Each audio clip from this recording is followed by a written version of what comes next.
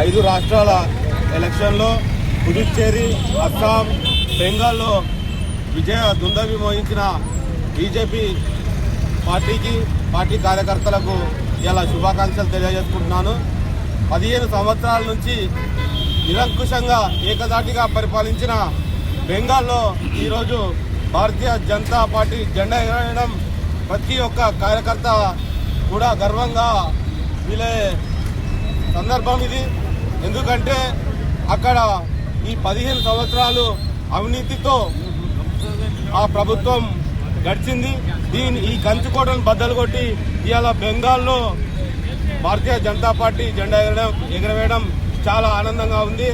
అదేవిధంగా కేరళలో ఇంతవరకు ఖాతా తెరవని ప్రాంతం అది.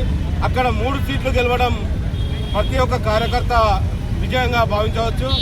ఈరోజు కశ్మీర్ నుంచి కన్యాకుమారి వరకు భారతీయ జనతా పార్టీ జెండా ఎగురుతుంది.